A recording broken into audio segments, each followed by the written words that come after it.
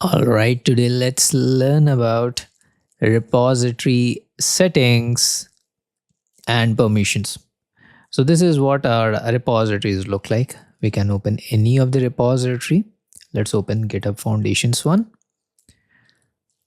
So in order to understand the concept, we got to click on the settings button here. So as the name suggests, the permissions and settings, it's all about what permissions we want to give to others and what they can do. This is in a nutshell.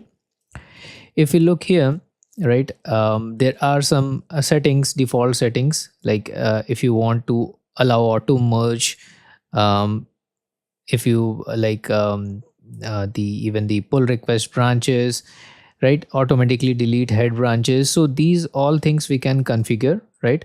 There are many things, even like you can even change the transfer the ownership of this repository, and most importantly change the visibility. If since our repository is public, anytime you can change the visibility to private by clicking on change visibility. For now I'm not doing it because we don't require as of now. Then comes the access collaborators. If you want to invite someone, right, you can add people.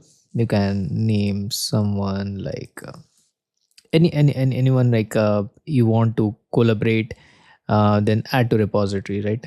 You got to click it, add to repository if you want to collaborate, as the name suggests, collaboration. Then moderation option as well, if you want to limit anything, so new users, how they will behave, collaborators, right? You can anytime change these things. Then code reviews, everything. So we got basically the entire control here in the settings part. So that's what it goes.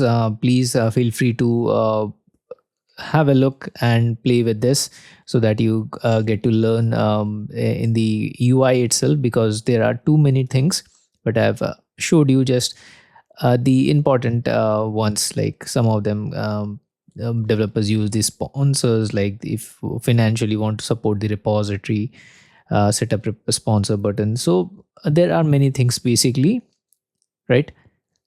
So that's what it goes for the repository settings and permissions things. Let's meet in our next lecture.